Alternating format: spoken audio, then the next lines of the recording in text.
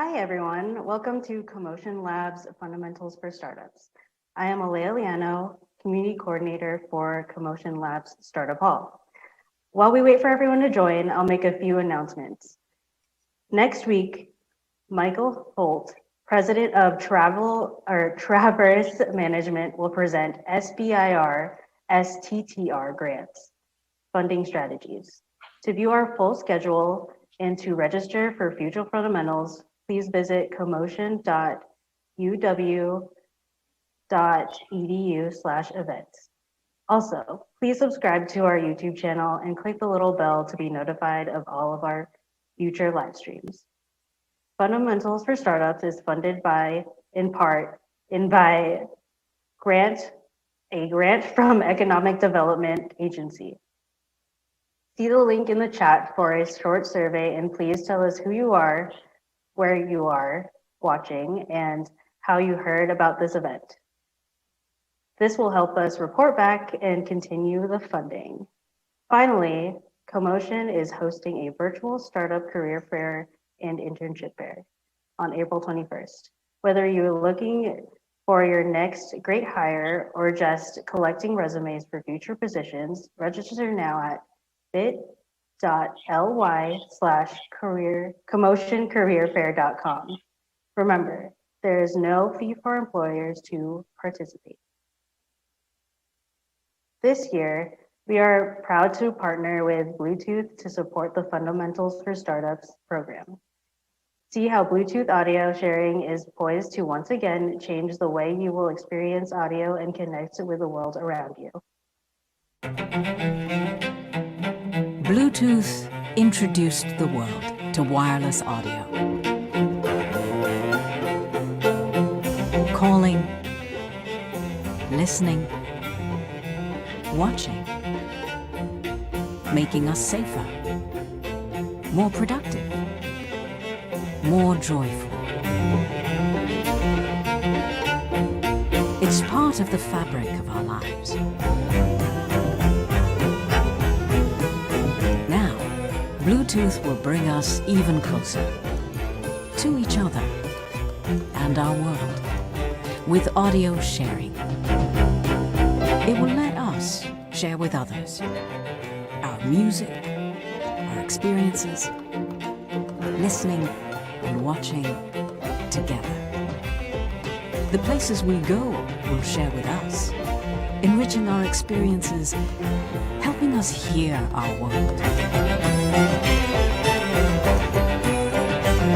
Breaking down barriers between interests, cultures, generations. Introducing Bluetooth audio sharing. Closer together. Today, Nisi Hilton is here to present Building Trust During COVID, how to quickly connect and engage with primary stakeholders. Nisi Hilton has supported disruptive startups including Carina, Zigbee, and Mindbloom, as well as achieved multiple honors at Fortune 500 industry leader Eli Lilly, helping them build high-performance, high-engagement teams and coaching leaders how to innovate in competitive markets. She also has a broad healthcare industry experience in sales, training, outreach, into strategic partnerships. Nisi will be taking all questions via chat, and feel free to ask any questions throughout their presentation. I will now turn the event over to Nisi. Good morning, everyone. Well, I'm really happy to be here.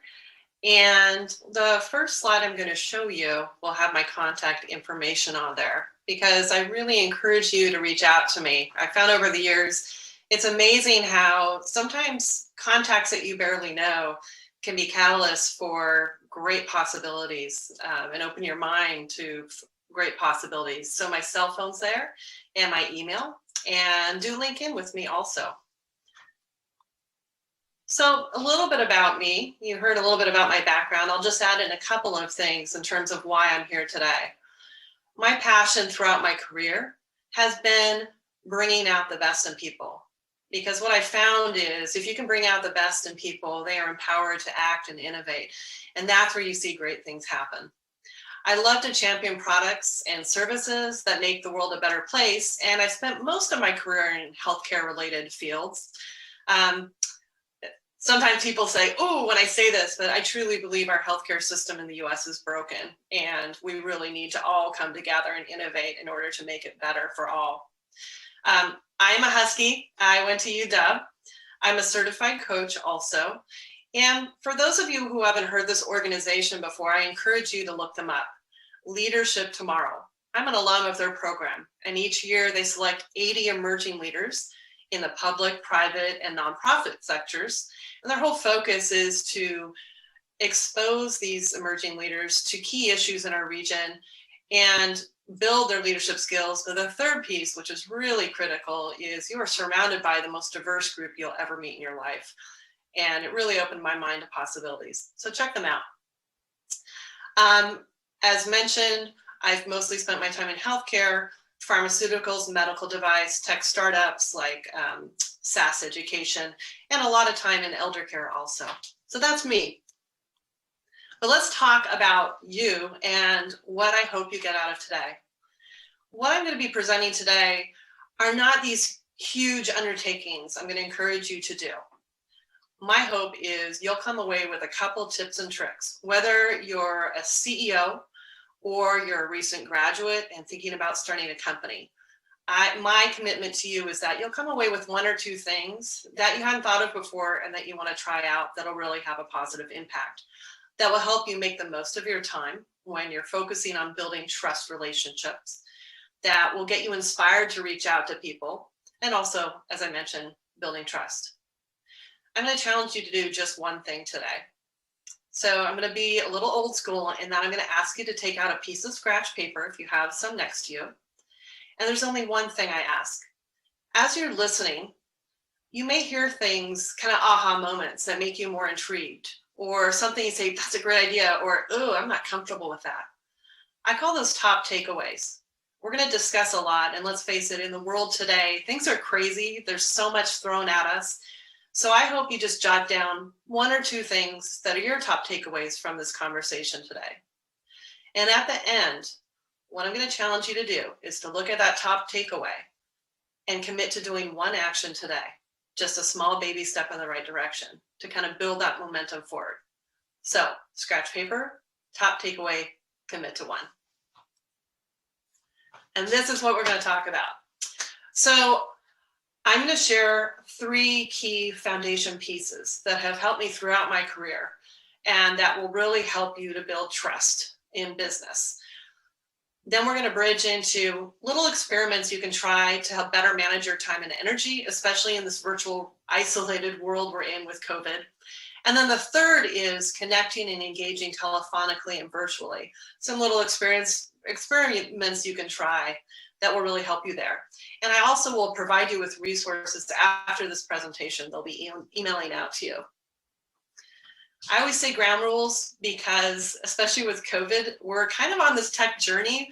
We were laughing before we started this presentation, the what ifs, because quite often stuff goes wrong. So if we get some glitches, just be patient with us. The chat box, I really encourage you to use to ask questions, to add comments, to request clarification. I'm going to ask you guys for a little feedback while we're having this discussion. There is a delay when you post, so I just want to give you a heads up about that. And then the last thing is I may share an idea and you'll say that is goofy or ridiculous, but just sit with it, because quite often an idea that seems bad at first, deep in there, there's a little gem, something you can pull out that you can utilize. So let's start with the foundation. I love this picture of this baby because I'm a certified coach. I had a private practice for 15 years and I worked with a lot of leaders. And quite often when they sat down with me, they'd be nervous, like, oh God, you're going to ask me to do all these huge changes. And that wasn't the case. What I talked about were taking baby steps in the right direction. And it's all based upon this amazing individual who has researched career paths and career change for many years. Her name is Herminia Ibarra. I encourage you to look up her YouTube. She has articles in Harvard Business Review. But the quote I have here is knowledge is the result of doing and experimenting. So you'll hear me use the word experiment a lot. She talks about crafting experiments. It's doing something different that's small every day, every week. It could be as simple as taking a different route home or going to a coffee shop you've never been before or linking in with me. So those experiments really actually open up possibilities instead of following this linear progression. So I talk to people about taking baby steps over and over to create healthy habits. And the reality is you're going to stumble and bumble just like a baby sometimes, and that's okay. But we're going to talk a lot about reaching out for support and surrounding yourself with wisdom. The other piece that Ibarra talks about is networking. And when people hear that word, they go, ah! A lot of people feel uncomfortable with networking. What I'm going to talk about is about shifting connections. What Ibarra has found in all of her research is that mobilizing your weak ties, that's the relationships you have with people that you actually don't know so well or don't see very often. That will maximize your chances of learning things you don't know already and opening your mind to possibilities. If you think about the people that know you really well, they've put you in a box. You have labels that they see you, but these other people don't. And that's where really exciting possibilities come into play, especially for those of you who have incubators and are starting companies. Now, the third piece of the foundation, Carlin Sloan. Carlin has a global leadership consultancy, and she wrote many books. One is called Smarter, Faster, Better. It's not smarter than, it's not faster than, and it's not better than. It's absolutely the opposite. And this has followed me for years and helped me be very successful in supporting new businesses, in sales, in brokering strategic partnerships, is that the great leaders realize that they don't have all the answers. To be smarter, you surround yourself with wisdom. To be faster, you actually need to slow down and just take a couple minutes to be thoughtful about where you're trying to go and how you're going to get there. I'm not talking about a big plan. I'm talking about just a few moments. You'll be faster in the long run. And better means better together. My whole philosophy is givers gain. And it just comes back at you. But if you go into a situation really thinking about the whole, a more holistic approach, I cannot tell you how many times I've grown the bottom line or helped businesses to be really successful by having that mindset of better together versus what's in it for me. So those are your three foundations. And let's get into some experiments so you can kind of have fun and play around with things over the next few weeks. We're going to talk about time and energy management first. So I'm going to share a few personal things from my life, and hopefully it'll put a smile on your face because it is a lunch shower, and hopefully this will wake you up, get you excited, make you laugh. So energy drains. Oh, and look, I did that double. See, there's our first tech blooper. If you begin a task with low energy, really you're setting up yourself for failure. And there is a book called Finding Flow by Mihai Csikszentmihalyi. I think I pronounced that correctly. That's really incredible. And it talks about most of us have these activities that aren't flow in a typical day. Either with work, we have a lot of pressure and anxiety, or we're so burnt out at the end of the day that we get into these passive boredom activities. I will freely admit I do it with my husband. We watch like reality shows for a while or just ridiculous shows. But flow are the activities in between. Because like this beautiful picture of my kitchen, I often receive wonderful gifts from my family. And as you can see, these are just a few other gifts that drain my energy. So flow activities are what I encourage you in your first experiment to focus in on in your life and add them in consciously. Things that replenish you. For my life, for example, on the right, that's my garden. And that really feeds my soul. And that's my neighbor's dog. I love creating a space just to hang out with people and connect. I've lived in Brazil and Italy. They're all about community. And I really got that from those wonderful cultures. On the left, that is a healthcare professional who's a dear friend. And at the beginning of COVID, it was rough, incredibly rough. She was having a terrible day. Flow activity for me, I hung up the phone when I found out what she was going through. I grabbed flowers from my garden. I designed jewelry, I grabbed some, I just showed up at her work and it made her day. So those are activities that replenish my mind and body. And they challenge me enough, like designing or making or connecting. It's an activity that makes you feel like you're in control. So on your scratch paper, I encourage you to just write down 1 or 2 things right now that are flow activities for you. And then consciously think about how can you add more of that into your typical day. After this, I'm going to go out in my garden and dig. So here's another experiment you can do to weave those flow activities in and help you be more productive in your work. So Carla and Sloan has a very simple exercise you can do for a couple days. You might want to just tape a piece of paper on your wall, whatever works. And just write down energy drains and energy replenishers, those flow activities. And over a couple days, write down physical, mental, and emotional activities that you have that are drains and what time of day you did those.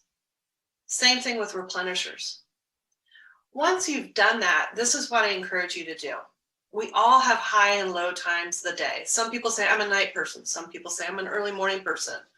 1, be aware of that. 2, look at that piece of paper. And if you see typically at 1 o'clock, I go out in the garden and I dig and it really charges me up. Well, I'm going to do outreach calls right after that, and I'm going to block out my calendar. So time the tougher activities you're uncomfortable with, where you need a lot of energy, for right after energy replenishers. Another simple experiment. When people hear me say this statement, they get really uncomfortable. When I say we all sell. And the reality is we all do sell every single day in different capacities. Lawyers have to sell their capabilities and their profession to get new clients. You know, people think, I don't like thinking about that I have to sell because I'm just thinking about me. What's in it for me? Me. Here's an example. Math, that's been a real challenge this past year for everyone, but it's something we need to do. Or if you eat your Brussels sprouts, you'll be great at soccer. Many of you right now, I have worked with a lot of startups where you're a founder and they say, it's time for you to pitch. You got to get in front of there and get the money. Not very uncomfortable, but it's a reality. So this is something, whether you're a CEO, all the way down to boots on the ground, I encourage you to do. It's helped me for many years. I call it the red face test. When I have to do something uncomfortable, such as presenting to you today, which I have not done in a while, I look in the mirror and I ask myself, can I pass the red face test? Am I going to feel really good about my actions? Is this the right resource at the right time for the right person? And if I can say yes to those 3 things, I know I'm going to build long-term trust and we're going to win together. And so try that and see if it helps you to navigate those more uncomfortable tasks that you have. And then a last one that is super simple, yet I remember one leader, I asked her to write down just a sentence or 2 about her definition of success. And we were going to meet 2 weeks later. What really surprised me was it was incredibly difficult for her to really think about her definition of success. This is a very seasoned professional. So maybe today you'll just spend 15 minutes writing a couple sentences down of what your definition is. I put mine down, which evolves as an example. Now let's bridge into not doing this alone. Remember, better together, smarter, surround yourself with wisdom. I just completed a really big consulting project for an amazing nonprofit called Transforming Age. And one of my colleagues and I were discussing the challenge during COVID of isolation and how it's really hard to focus in and have energy. And we said, hey, why don't we try out being accountability buddies? So we discussed what worked for us. What worked for us, I'll give as an example. Everybody's unique. We wanted a safe space just to be able to share what we wanted to accomplish for the day, our top priorities, and also celebrate our successes because we tend to beat ourselves up. I'm the worst. And so we're like, we got to do more of this. It was something confidential, something we controlled. So I'm going to show you what we did. We said, well, how do we do this so it's not a burden? I want something super easy.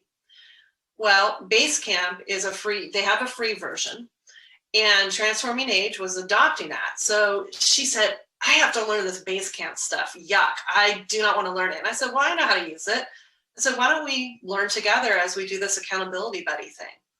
And let's use it to check in. And they have a little mechanisms. It's very simple, and you just write in your goals for the day. So there's a few there. You can laugh because the reality is we all don't do the goals we set out to, but maybe you do something different that really energizes you. But that was a great tool for us. So try an accountability buddy. There's another resource for you that CoMotion is actually providing. If you do have an incubator, we are creating a pilot program. So it's new, I'm their guinea pig, and we're gonna do a group coaching pilot starting in about a week. So I put the link here if you're interested. It's a group of about 6 to 8 people, and we're gonna meet weekly over a certain period of time, and you will have some one-on-one coaching just to talk about our challenges, our goals, to hold each other accountable, to tap into the wisdom of the group. And this is a free offering. So I encourage you to look into that. And then there's something, this is for everybody. Especially Zoom fatigue. Oh my gosh, people are in so many meetings. So I'm gonna send you a meeting template I made about 1.5 years ago. Because what I found was I was going to all these meetings and they were so disjointed. There was so much time wasted. It drove me crazy and I was just burning out. So this one's pretty comprehensive. If I was having a big meeting, I would fill in all these fields. But there may be little pieces you can take there just to help focus in the team during meetings to make them more effective. Or if you want to do something really, really simple, I poached this from Oprah. And even when I just have a phone conversation one-on-one with somebody, these are the 3 questions I ask. What's our intention for this meeting? What's important? And what matters? And you will be so surprised when you ask that, the kind of responses you get.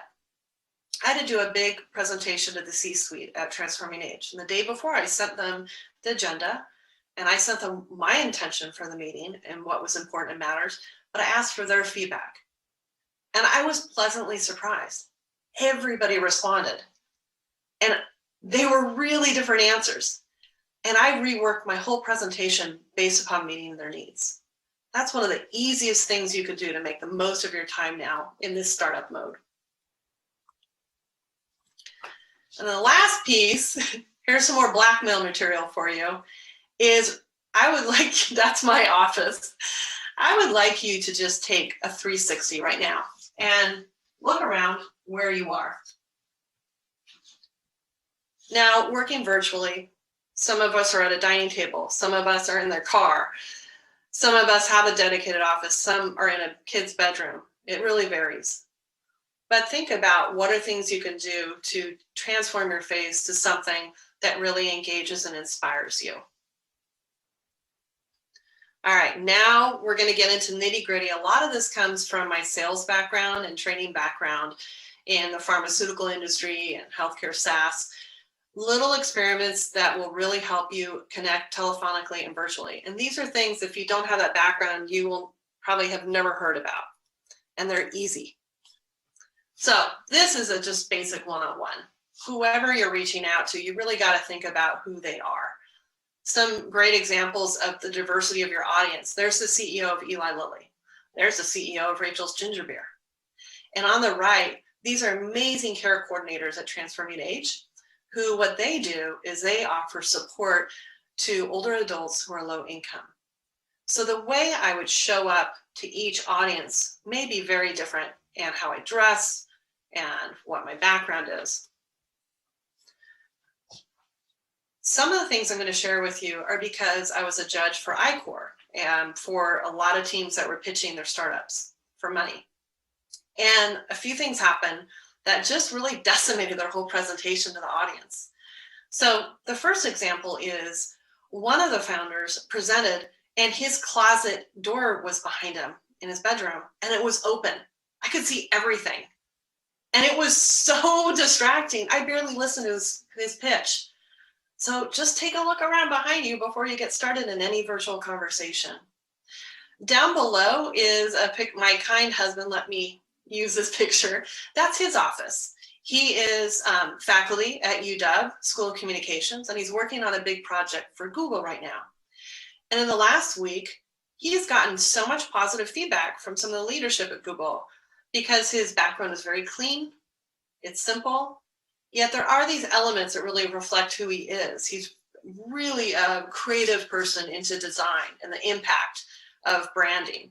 So they saw some of these iconic pieces, and actually people reach out to him. So think about what kind of background you should have. Here's some visual appearance. And let me check in, Alea, I've been going for quite a while. Have we had any questions or anything? No questions specifically yet. Maybe to the CoMotion coaching link, but not yet. Okay, that's fine. Yes. I'm gonna just keep going then. Okay. But we'll have plenty of time at the end. Right. Okay, visual appearance. Now let's face it, in this world, boy, you are pitching and talking to such a diverse audience. It really varies. So there are some fundamentals that will help you though. I put some beautiful examples on here, such as the llama. But it's important to avoid pattern, logos, or thin striped shirts, and neutral colors are best. And surprisingly, white makes you look pale and washed out, and so does black. But I mean, gosh, most of my wardrobe is black, I gotta say. But maybe you can wear a jacket over the white to kind of tone it down. There's some great visual examples in this link I'll send you. And right before you get on, I really encourage you to look in the mirror, practice smiling. It will change how you feel, and make sure everything's okay. Again, an example from when they were pitching for me at iCore. On the left, the nostril syndrome. I had a founder, and he was up there just like that the whole time he was pitching. It was incredibly distracting. Think about if you can get some natural lighting from above. Try books. So what I'm using right now is on the right, a stand I'm testing out. It's portable, it's lightweight. And I put my laptop on there if I want to stand for presenting. And I also actually use some books to bring the camera up to head level. So I'm looking right into the camera. Another thing is it's so hard not to look at your notes. And I've done it a lot here where I haven't been looking at the camera. But it's important that you don't look down or to the side. You'll see people doing that a lot. And it just adversely affects your audience. So little tricks. You can tape a picture of an audience member behind the camera, and a music stand is a simple thing you can use to put your notes above the camera. Try presenting with standing. There's a lecturer at Stanford, Matt Abrahams, and he encourages people to do that. I have never done that before, and here I am trying it out for the first time. That's my experiment today.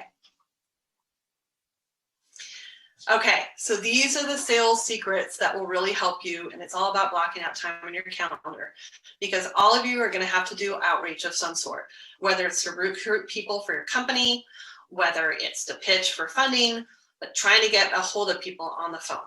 So block repeating calendar time. There are very few people who like to do outreach out there. That's the reality. But if you block it, it becomes an automatic healthy habit. Now here's the secret. There are specific times of day that are good and bad, and specific days you should call. So if you do anything, block out Thursdays at 10 a.m. The worst time to reach out and do phone calls is during the lunch hour. People are busy, they're out, they're not going to pick up. And you can't give up. We see it over and over again. They try once, maybe they try twice, and then they just walk away. People are busy. You got to figure you can't give up. These are the other super secrets. Physically smiling when you're talking to people will actually change your tone of voice. And it's about how do you build trust quickly to earn 5 minutes. And there's little things you can say instead of, here's what I want, here's what I need. Asking them how they are. It's very simple. It's important.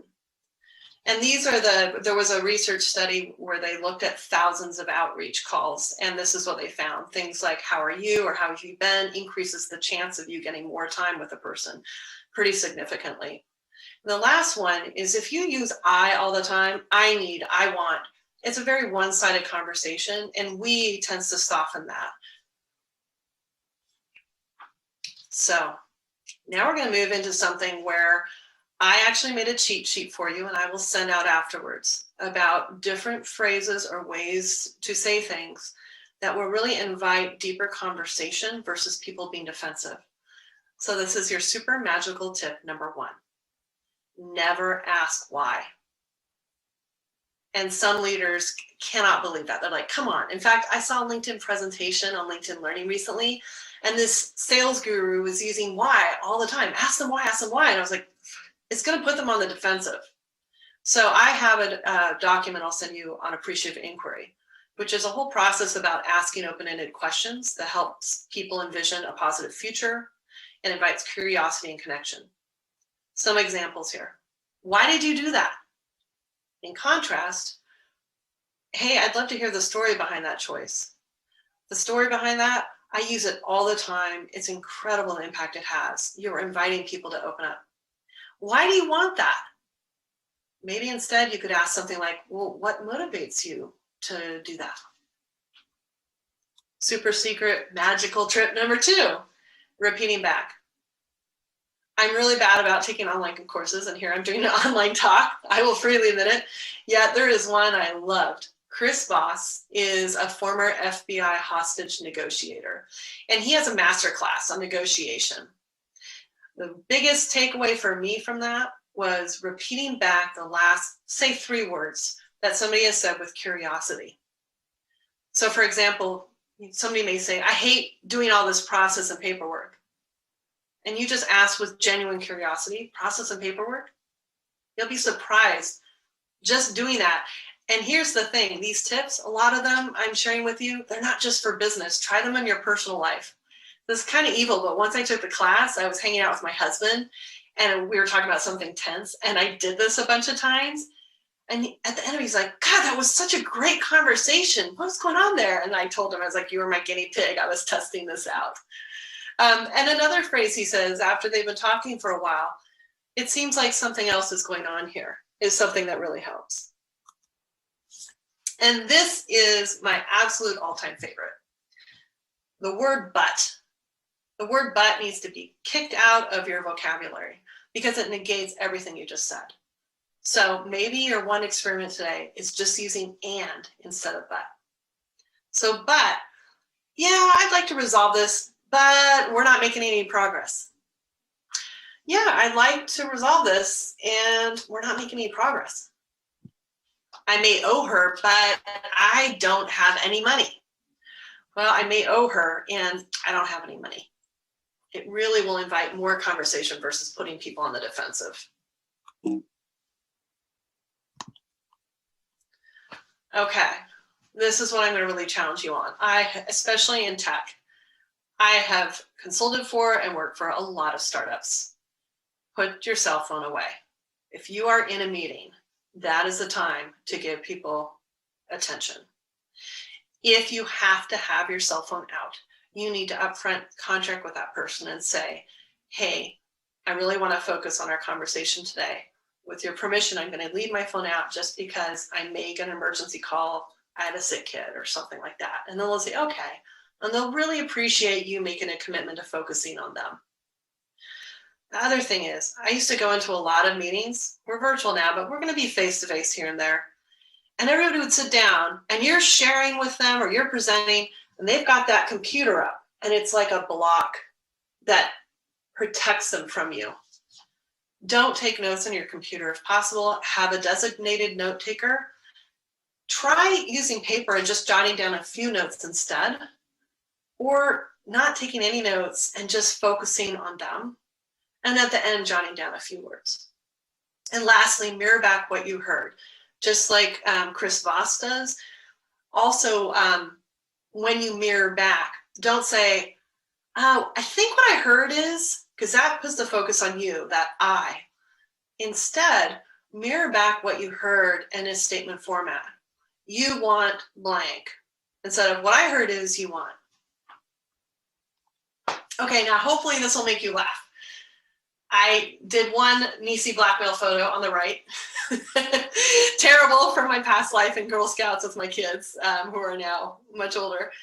But I'm putting these pictures up because I'm married to a guy who's a producer, and he produced, gosh, more than 20 global campaigns for Apple. And he always talked about branding and how you show up. Now, it depends on your role, your industry, your situation. There will be times where you may want to have your photo on your signature in your emails. And if that's the case, you got to really think about what photo you have there. So, chat box. Put in your chat box what you feel would be the best picture for my email signature. 1, 2, 3, or 4. Hopefully we get a couple responses. And while you're doing that, I want you to think about, though, my work is that I'm a consultant, and I work with startups all the way up to Fortune 500 companies, that I communicate with the C-suite all the way down to boots on the ground. So I'm wondering how many people did 4, or if you didn't even put it in the chat, you're thinking it. Aaliyah, did we get anybody? None that I'm seeing right now. Okay, everybody's being shy eating their lunch, I think. Yeah. And that's okay. Keep chewing if you're eating lunch. Well, I chose the one on the far left, number 1. Number 3 I used for years, but it really worked better for Fortune 500 C-suite. And on the left, it was a lot more flexible, I guess is what I'd say. So think about your brand and your presence. And then the trick for emails, again, this is a super secret trick. There's been a lot of research around this, but send emails Monday and Thursdays. And the best time and day to block out on your calendar are Thursday afternoons around 1:30 p.m. because people check their emails most frequently between 2 and 5 p.m. Okay, Thursday, 1:30 p.m. Block your calendar. And the last thing I wrote is, gosh, you are going to be asking a lot of people as heading a startup. Just take the time to say thank you and show gratitude. And even if possible, if you have their address, a handwritten note. It goes a long ways. All right, another way to connect, of course, is LinkedIn. So yesterday, I just kind of scrolled through LinkedIn a little bit and said, I'm going to find a few pictures. And these are all profile pictures. So left to right, let's talk about each one. And just, if you don't have a LinkedIn profile, just do it. I'm not an expert on LinkedIn. I've played around with it. I've taken classes. Just take a best practices class. Make your LinkedIn. It is kind of the gold standard now for people to connect professionally. On the left, I encourage you to have a real photograph. Now, in some professions, this is totally fine. This is actually creative. But do a real photograph. Make sure it's not blurry, number 2. Number 3, really think about how you show up in the world. What kind of professional presence do you want to have? And number 4, I really don't want to see you on your vacation. I want to see your eyes, and I don't need to see the back, at the beach with the little headband. So invest in a professional photo. And I'm going to show you a couple. These are some amazing career coaches I've worked with that are local, Elizabeth Atchison and Matt Youngquist. And they have amazing resources. So you can look at their profiles as examples. Professional photo, face on. Background images. Unsplash.com has free images by artists that they share. That's a great resource. And I'm going to have a proud mom moment. LinkedIn is a tool for people at all stages in their career, even when you're just starting out. The content that you're going to have on there is really dependent on your industry, your role, your level, your career interests. So this is my daughter, and she just started informational interviewing. She's only 16 and a sophomore in high school, but she's fascinated about STEM careers related to sports medicine and innovation. So here's her profile, face on. She has a nice nature background. Last part of our conversation, resources and favorites. I'm going to send you the meeting template, the appreciative inquiry, open-ended questions. I'm going to send you a messy sheet, but it has a lot of best practices about connecting virtually. And then below are some links to different podcasts and resources. I've mentioned Matt Abrahams. He's incredible. He is a total expert in how to connect and engage with your audience, whether it's telephonically, virtually, or face-to-face. So put a picture of a railroad track in there, somebody just lounging out. Because you could passively sit through this as you eat your lunch and do nothing afterwards, and that's okay. My challenge to you is, what's the point? Because even if you're on the right track, you're just going to get run over if you sit there. So we're going to go back to the beginning. I talked about the importance of experimenting. Small experiments, crafting experiments, stumbling and bubbling, that's totally fine. That's what experiments are for. You're going to learn. And shifting connections, diversifying your network. The people who don't know you that well are catalysts. I cannot tell you in the last week how many people I connected with that I had never met before who have been amazing, that were smarter, faster, and better together. And now I'm going to challenge you. I hope that some of you at least have that scratch paper. Look down on it. Look at those top takeaways and pick one. What's one baby step you can take today that will help propel forward that top takeaway, that you're going to do something about it? And the last thing I would say is, at the end of the day, celebrate. Our society is really bad about patting ourselves on the back. We beat ourselves up so much. So once you've achieved that, do something to celebrate. It could be something small, but just something. Whether you go to your cheer squad, somebody you care about, say, I did this, and they're like, yes! Or you go for a walk, or you go out to get your favorite coffee shop. And now we'll just move on to questions.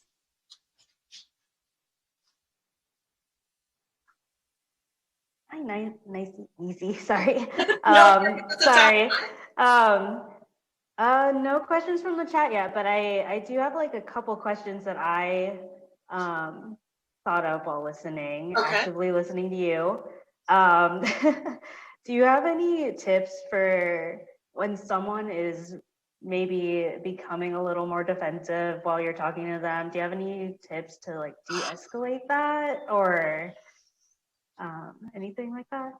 I've got 2 teenagers, let me tell you. Right.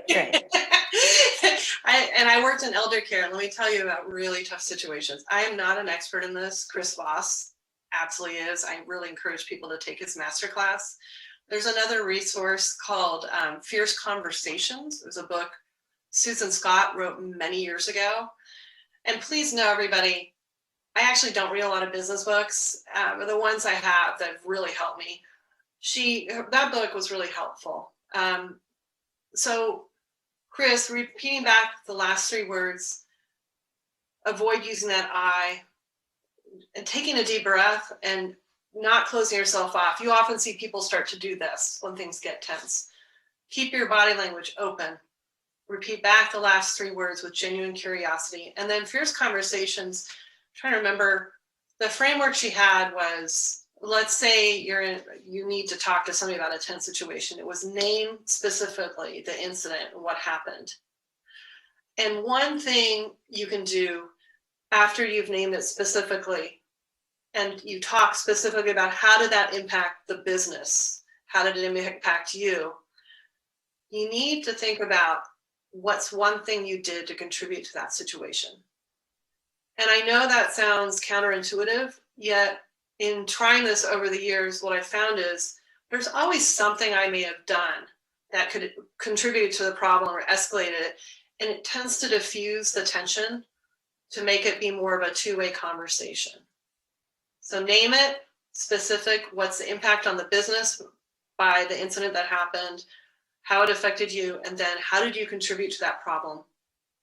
And what's really important is be prepared with some potential solutions, but put it back on their plate and ask them, what are ways you envision, what are your thoughts around this?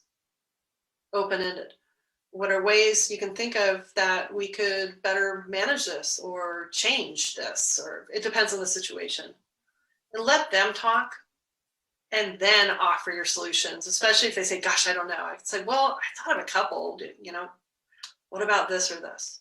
So that's off the top of my head. Thank you. Let's see. The other thing I'm going to add actually too is sometimes things are really tense and you need to give people time to breathe. Think about how many times there are situations where like, I'm so mad. It's like, I'm so mad at you. It's like, okay. And you listen and you take it in and you say, you know what? I need some time to process it. I really appreciate you telling me this and being open with me. Can you give me a little bit of time to process this? And can we reconnect in an hour or two? And then make sure you follow up and block out that time. But everybody needs time to cool down. So sorry, go ahead, Aaliyah.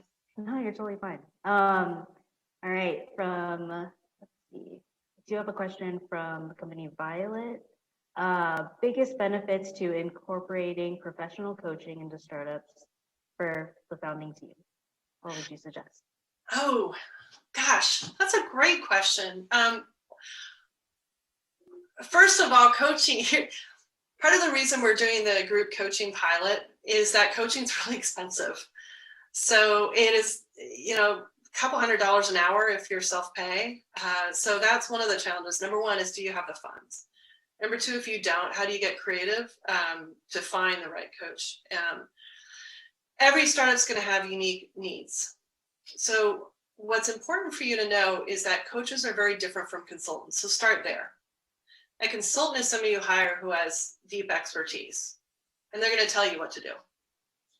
A really good coach has been trained to ask you the right questions.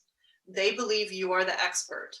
And what they're trained to do is ask the right questions that help you dig deep inside to find the answers from within. That's what makes a great coach.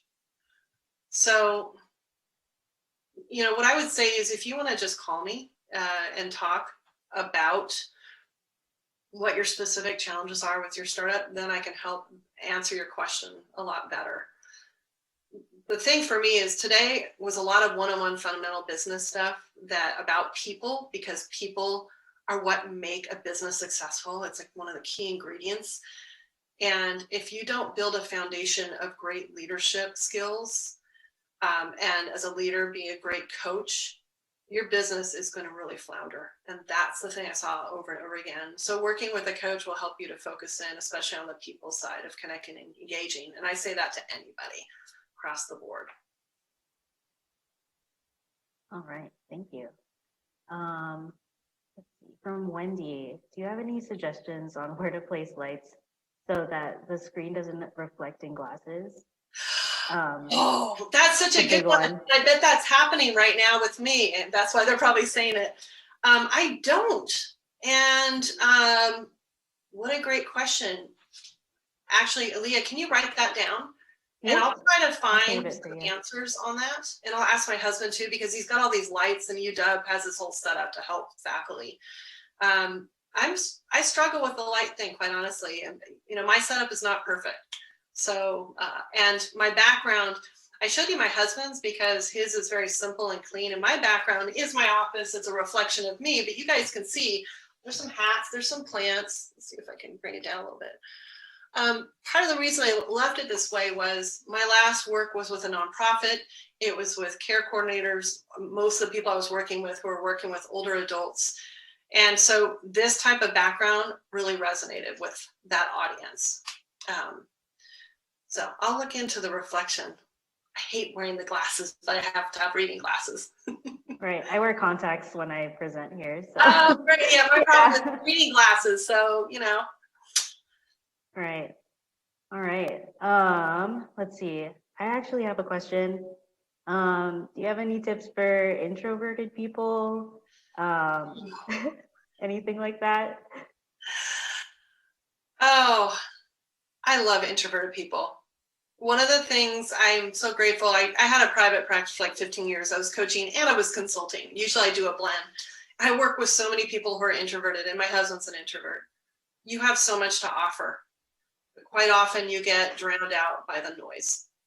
So if you're an introvert, you have to think about what are baby steps you can take to stretch yourself. I'm assuming, and while I'm talking, if they can chat back, do you mean in a virtual meeting? Is that what you're talking about? Or is it working with a group? Because it's very situation specific. Yeah, I guess this is from me. So, yeah, I feel like both. Virtual meetings are a little bit more approachable because you're not like in person all the time. But yeah, I guess working together, trying to speak up in a way so you're not interrupted or anything, just anything like that. Any tips? Okay. So 2 things to start out with. Number one is one of my clients, we joked, and he was brilliant. He has like 4 master's degrees. He has a PhD. He has a Wharton MBA. He was a faculty at UW, School of Information School. But introvert, really low self-esteem. I said, you need a swagger suit. And that's an outfit that makes you feel really good, so that when you show up, you're showing up your best. So if you are an introvert, be very conscious about what makes you feel good, in control, and strong, and surround yourself with that before you enter in any conversation. One thing I would do, because I'm a driver, expressive personality, I go, go, go, and I need to slow down and be present. So I would always take 15 minutes before a meeting and go for a walk, and that would calm me down. So that's the first thing, is think about your swagger suit. What's going to make you feel really good? Your environment, your appearance. The second thing is the cheat sheet. I'm going to send you on appreciative inquiry questions. If you ask the right open-ended question more than once, people are going to think you're brilliant. Truly. Because they're going to see you wanting to engage and hear them. So if you're an introvert, I would have that document out for any Zoom conversations you're having, any phone conversations. Have it out. That's like your security blanket. And just pick a question from there, Aaliyah, and ask it during a meeting. And ask another one. Test it out one-on-one with someone first, and you'll be surprised how that will change the dynamic, and maybe they'll be more willing to listen to you because you're showing a genuine interest in them. So those are the 2 key first pieces to start with. The interrupting thing is really tough. Yeah. Getting drowned out. I had 130 sales reps under me at Eli Lilly. I was head of training and development for 10 states. And those extroverts would drown out the others. And so my challenge, if you're a leader out there listening to this, it is your job to create environments where every voice is heard. And you've got to get very creative about it. What are different ways to get people involved that's within their comfort zone? And there's things you can do. I didn't do it so much on this presentation because we had a delay with chat. But a lot of times I'll use different tools and have different people get involved. I'll have people take different pieces to lead that are the introverts, something they have expertise and makes them feel good. Awesome. Thank you so much. All right. I do have a question from Juan. Everyone is zoomed out now. Any suggestions to do something different than Zoom, or any particular icebreaker during the meeting to have some energy replenishment? Hey, I'm so glad you said this, because this is something I've done for probably 20 years. I call them walk and talks, especially with one-on-ones. We are all burnt out. We are zoomed to the max, I got to tell you. So number one, stand up. I'm standing up. I've never stood up for a presentation before. I'm tired, yet it actually feels really good. I'm a lot more awake than checked out. So take a pile of books, pile up your computer, stand up. That'll help. Number two, invite people to a walk and talk. Meet at some halfway point, if hopefully you're both in the same area, and go for a walk together, COVID safe. There's a lot of research around the power of walking and creativity. There's a Stanford professor I met years ago, and he only has walking meetings. He will not meet with anybody otherwise. So you get your brain going into this repetitive flow, and it'll really engage you. In fact, I just talked to 2 people this week about doing them next week. So walk and talk. Step 1, step 2, stand up. Anybody else have a suggestion? A lot of times people pop in things that they've done. So if you do, please throw it in the chat.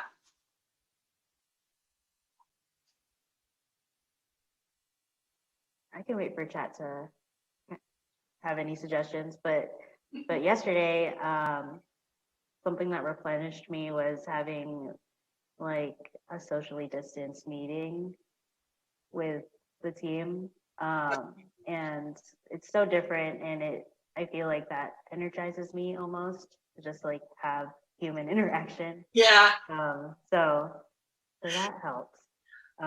For those of you who do have this opportunity, you can meet someplace outside, like the Sculpture Garden downtown has benches and it's got incredible views. I used to have coaching meetings with clients outside because they'd be in these horrible cubicles. So that's great. If you have the space, I have a backyard. I converted it into the COVID zone. In fact, we're calling it Le Petit Cafe right now because it's got multiple tables far apart. And you're going to laugh, but it's amazing the stuff you find on Craigslist for free or by the side of the road. I found these cast iron chairs on the side of the road and I fixed them up. So I have this whole setup, and I had a leadership meeting with just 2 other people, a strategy session for 3 hours outside. And we just bundled up, and it was incredible. It just changed it all. Gosh, that face-to-face, we miss it. Oh yeah, for sure. Okay. I actually have a few takeaways from our chat here. Good. I'd love to hear from you and anybody else in chat. Oh, yeah. If you have a top takeaway, I'd love to hear what it is. What was most important to you? What are yours, Aaliyah? Well, I actually just got one from chat from the last meeting for the replenishments suggestions. So start meetings with sharing upbeat music. Have a music break and share your favorite music, almost like a virtual dance party. So that's fun. I love it. Aaliyah, do you have a top takeaway? Top takeaway. Yeah, I feel like having those. Let's see. I have notes. Finding flow activities is really good. I noticed that, like, I've been getting sleepy like around 3 p.m. and I'm like, I don't have the attention span with anyone. So scheduling around that seems like a good thing to do. And like just finding your high points and low points is a good tip. And so what's one thing you're going to do today? Sorry, the spot. No, you're good. Let's see. So maybe I've been really bad at this, but I guess like when it's 3 p.m., I'm gonna like stand up and go for a walk and try to replenish myself. And yeah. So what does it look like? How long are you gonna walk for? Maybe like 15, 20 minutes. Great. It's a nice day, so why not? Yeah. Yeah. And where would you walk that would replenish you? Is there someplace close by? Let's see. Well, I'm really close to the Ave. So food is a really good incentive. So maybe like going to the local grocery store, honestly, and getting a snack. There you go. Yeah. Yep. And then think about what kind of snack you want to have that'll make you feel great and replenished. Mm-hmm. You know, and what would be something that would drain you. So we just had a mini coaching conversation. You have the answers in you. And it was just me asking, okay, how do you envision this? What does this look like? So what time are you going to go for that walk? Is it at 3 o'clock? 3 o'clock. Okay. And then the last question is, how are you going to make that happen? Set a reminder to do it and not just let it pass. A reminder on your computer or on your phone or something, an alarm? Yeah, Outlook has like a 15-minute like before time, you know, which is nice. And for everybody out there listening to this, I hope you do this today too. Take that one small thing. Think about what you're going to do. How do you make it happen? What might get in the way of it? So Leah, is there anything that might get in the way of it that you need to manage to ensure this happens? Maybe like scheduling out like a little block time so no one will bother me. Okay, great. Yeah. So put on your calendar, you could just say meeting or something. Mm-hmm. And they don't need to know. And you set the alarm, reminder, and then maybe do you take your phone with you or not? I do for safety. But so there you go. But maybe you put the ringer off. Yes, ringer off. There you go. There you go. You have a plan. You're going to take a baby step today. Awesome. So thank you for being my guinea pig and just illustrating. That's how you make small steps happen that are towards positive change and help us to have more energy and focus in on the most important work we need to do to build trust and connect with people. So thank you, Leah. Of course. All right. So we're 1 minute away from 1. Looks like we're gonna wrap up here actually. So that's all we have time for. Thank you for joining us today, and a big thank you to Nisi for sharing her wisdom. As a reminder, next Friday at noon, we'll be hearing from Michael Holt, President of Traverse Management, who will be presenting SBIR STTR grants funding strategies. Sign up for the next one, and we'll see you next week. Thank you, guys.